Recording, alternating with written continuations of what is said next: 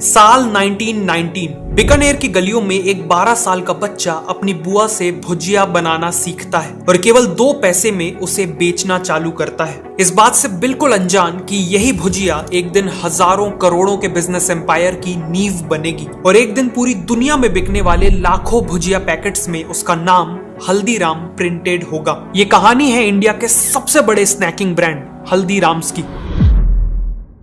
हल्दीराम का जन्म 1908 में बीकानेर में एक गरीब परिवार में हुआ था। उनके ग्रैंडफादर भुजिया बाजार में अपनी छोटी सी शॉप में भुजिया बेचते थे और बचपन से ही हल्दीराम को भुजिया में बहुत इंटरेस्ट था। इसीलिए सिर्फ 12 साल की उम्र में उन्होंने हर दिन घंटों मेहनत करके भुजिया मेकिंग प्रोसेस को मास्टर कर लिया और बहुत जल्द अपने ग्रैंडफादर की शॉप में रेगुलरली बैठने लगे। लेकिन वो अपने ग्रैंडफादर की तरह भुजिया से केवल कुछ एक्स्ट्रा पैसे कमाकर सेटिस्फाइड नहीं थे, वो अपने बिजनेस को बढ़ाना चाहते थे। हल्दीराम जो भुजिया बेच रहे थे वो बेसन से बनती थी, लेकिन उन्होंने देखा कि राजस्थान के लोगों को मोठ की दाल बहुत पसंद है। वहाँ के लोग कई डिशेस में मोठ की दाल यूज करते थे, इसीलिए हल्दीराम ने भी अपनी भुजिया को बेसन के साथ मोठ की दाल मिला के बनाना चालू कर दिया। उनकी ये नई भुजिया लोगों को काफी डिलीशियस लगी और एक इंस्टेंट हिट बन गई। लेकिन वो यहाँ नहीं रुके, उन्होंने रियलाइज किया कि उनकी अभी की भुजिया काफी मोटी और सॉफ्ट है, लेकिन अगर वो इसे थिन और क्रिस्पी बना दे तो कस्टमर्स का ईटिंग एक्सपीरियंस काफी सेटिस्फाइंग बन जाएगा। इसे अंजाम देने के लिए उन्हें सबसे पहले अपने बैटर को पतला बनाना था और साथ में एक ऐसा मेश चाहिए था जिसके होल्स एक स्टैंडर्ड मेश से छोटे हों ताकि उसमें से पतली भुजिया बन सके। उन्होंने मार्केट में कई मेश मेकर्स के साथ लगकर एक परफेक्ट मेश बनवाया और अपने बैटर के कई आइटरेशंस भी ट्राई किए। फाइनली कई महीनों की एक्सपेरिमेंटेशन के बाद उन्होंने एक परफेक्टली थिन और क्रिस्पी भुजिया बना ली। इस नई भुजिया ने सेल्स को एक्सपोनेंशियली बढ़ा दिया। लेकिन हल्दीराम का इनोवेशन केवल भुजिया की रेसिपी तक लिमिटेड नहीं था। टर्न्स आउट कि हल्दीराम सीक्रेटली एक ब्रांडिंग जीनियस भी थे। मार्केट में ऐसी कई और दुकानें थी जो भुजिया बेचती थी, लेकिन हल्दीराम चाहते थे कि कस्टमर्स के दिमाग में उनकी भुजिया की इंपॉर्टेंस एक नॉर्मल भुजिया से कई गुना ज्यादा हो।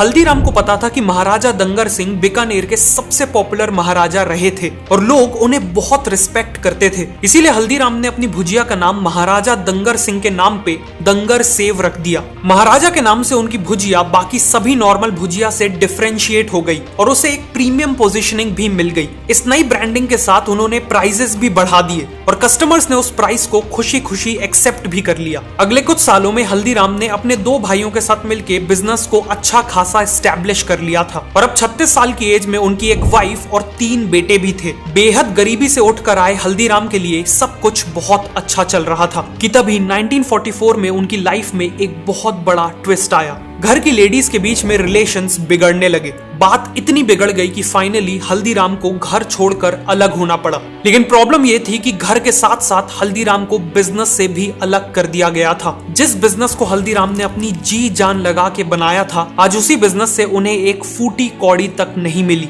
और वो रातों रात अपनी फैमिली के साथ सड़क पे आ गए। लेकिन जिम्मेदारियों के चलते उनके पास इमोशनल होने का कोई टाइम नहीं था। हल्दीराम ने जल्द से जल्द अपने आप को संभाला और काम ढूंढने लगे। एक दिन मार्केट में काम ढूंढते वक्त किसी ने उनका नाम पुकारा। जब हल्दीराम ने मुड़कर देखा तो पीछे उनका एक बचपन का दोस्त खड़ा था। उनका ये दोस्त कई सालों बाद बीकानेर लौटा था। हल्दीराम ने उसे अपनी सिचुएशन के बारे में सब कुछ बता दिया। सालों पहले हल्दीराम ने 200 रुपए देके अपने इस दोस्त की मदद की थी और फॉर्चुनेटली उसने ये एहसान भूला नहीं था। उसने उसी दिन हल्दीराम को 100 रुपए लौटा दिए और यही 100 रुपए हल्दीराम के लिए लाइफ लाइन साबित हुए। सबसे पहले तो उन्होंने अपनी फैमिली के लिए एक छोटा सा घर रेंट पे लिया और फिर बिजनेस आइडियाज सोचने लगे। उनकी वाइफ चंपा देवी काफी डिलीशियस मूंग दाल बनाती थी और बीकानेर के लोगों के लिए भी मूंग दाल एक स्टेपल डिश थी। फिर क्या, उन्होंने मूंग दाल का बिजनेस करने का फैसला लिया। उन्होंने बचे हुए पैसों से मूंग दाल, स्पाइसेस और बाकी आइटम्स खरीदे और एक काम चलाऊ किचन भी सेटअप कर लिया।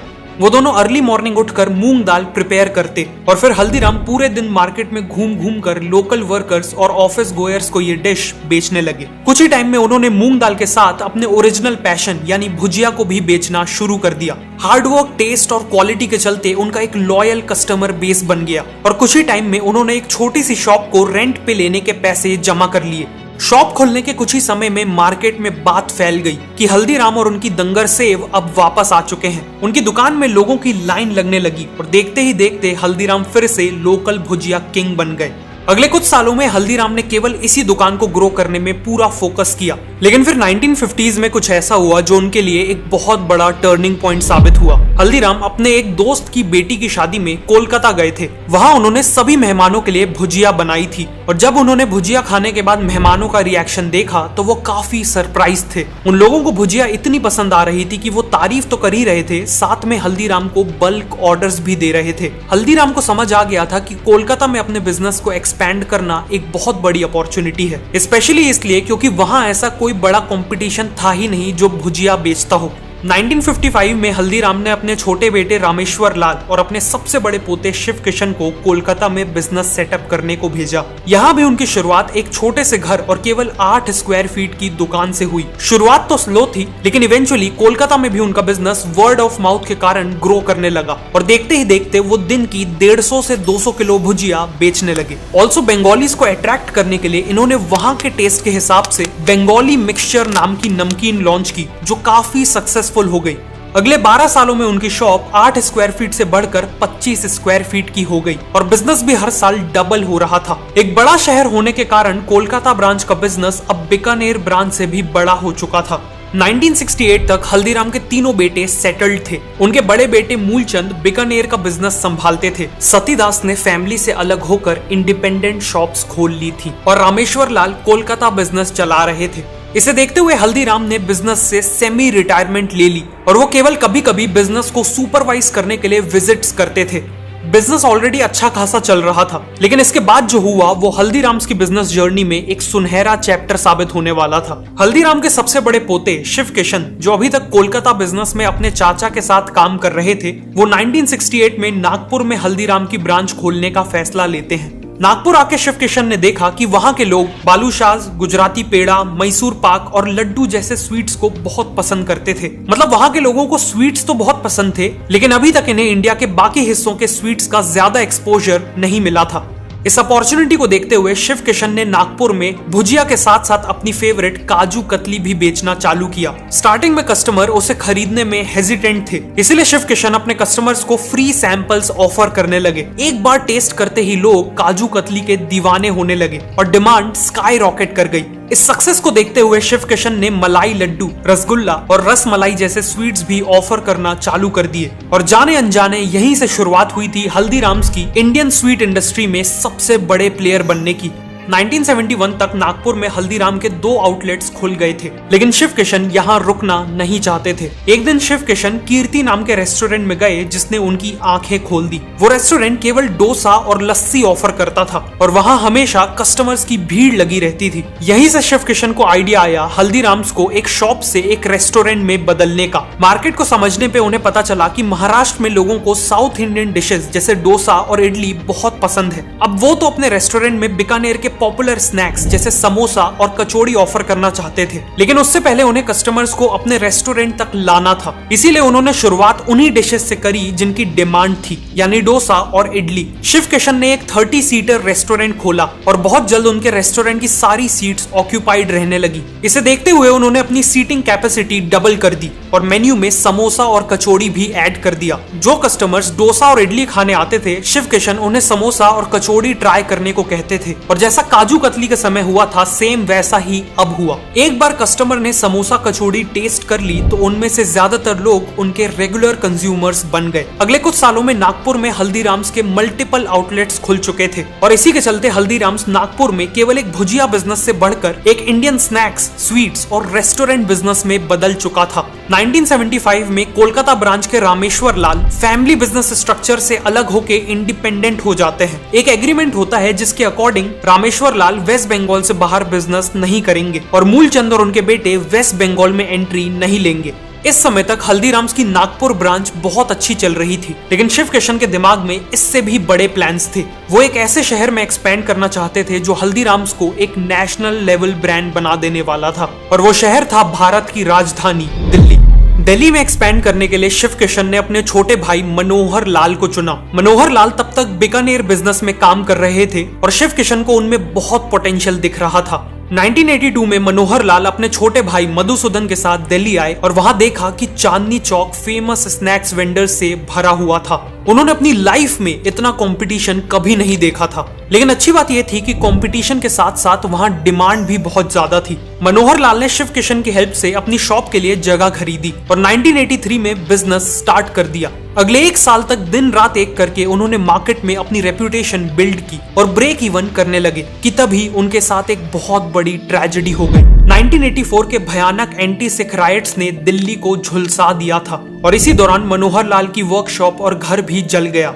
अगले 2 महीने तक हल्दीराम्स का दिल्ली का बिजनेस जीरो पे आ चुका था। लेकिन मनोहर लाल ने हार नहीं मानी। उन्होंने नागपुर और बीकानेर से फाइनेंशियल हेल्प ली और दिल्ली में एक नई 300 स्क्वायर फीट की वर्कशॉप एक्वायर की और बिजनेस को रीस्टार्ट किया। उन्होंने जो रेप्यूटेशन बिल्ड की थी वो बहुत काम आई और बिजनेस वापस पिकअप करने लगा। अगले कुछ सालों में उन्होंने न केवल अपनी करंट वर्कशॉप को एक्सपैंड किया बल्कि एक 2000 स्क्वायर फीट की नई फैक्ट्री भी स्टैब्लिश की और नए आउटलेट्स भी खोले। बिजनेस लगातार ग्रो हो रहा था, लेकिन इन सब के बाद भी हल्दीराम्स एक मीडियम साइज्ड लोकल बिजनेस ही था। पर शिव किशन और मनोहर लाल चाहते थे कि हल्दीराम्स एक वर्ल्ड क्लास कंज्यूमर ब्रांड बने, इंडिया के हर घर के लोग उनके प्रोडक्ट्स कंज्यूम करें। उन्होंने देखा कि लिबरलाइजेशन के बाद पेप्सिको, केलॉग्स और नेस्ले जैसी ब्रांड्स ने इंडिया में कन्वीनियंस फूड्स बेचना चालू कर दिए हैं, बेसिकली पैकेज्ड और रेडी टू ईट फूड। लेकिन हल्दीराम ने यहाँ एक बहुत बड़ा गैप स्पॉट किया। ये सभी फॉरेन ब्रांड्स इंडियंस को वेस्टर्न कल्चर का पैकेज्ड फूड मार्केट करने में हजारों करोड़ों लगा रहे थे,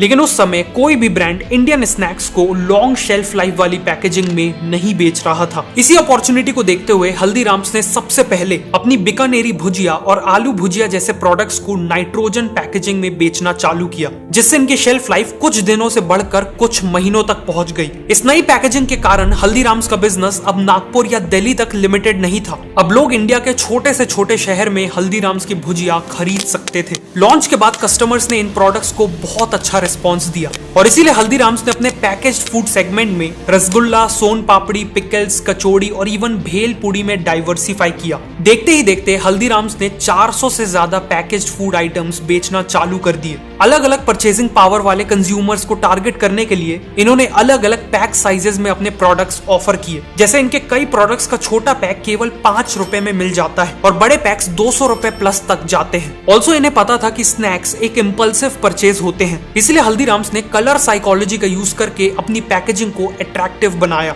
और फाइनली इंडिया के कोने कोने तक पहुंचने के लिए हल्दीराम्स ने 100 से ज्यादा डिस्ट्रीब्यूटर्स और लाखों रिटेलर्स को ऑन बोर्ड किया। इन्हीं स्ट्रेटेजीज के चलते आज इंडिया के ऑलमोस्ट हर घर में लोग हल्दीराम के स्नैक्स खाते हैं और इवन यूएस, सिंगापुर और यूके जैसे 80 से ज्यादा देशों में Haldiram's one of the most popular Indian snacks brand है। करीब 100 साल पहले हल्दीराम्स की शुरुआत भुजिया को 2 पैसों में बेच के हुई थी और आज उसी हल्दीराम्स ने 9000 करोड़ से ज्यादा का बिजनेस किया है। हल्दीराम्स की कहानी ये प्रूव करती है कि कस्टमर्स को डिलाइट करके, लगातार प्रोडक्ट्स को इनोवेट करके और समय के साथ खुद को बदल के कितना भी बड़ा बिजनेस बनाया जा सकता है, चाहे शुरुआत कितनी ही छोटी क्यों ना हो। अगर आपको ये वीडियो अच्छी लगी तो मैं रिकमेंड करूंगा कि आप नेक्स्ट इस वीडियो को देखें।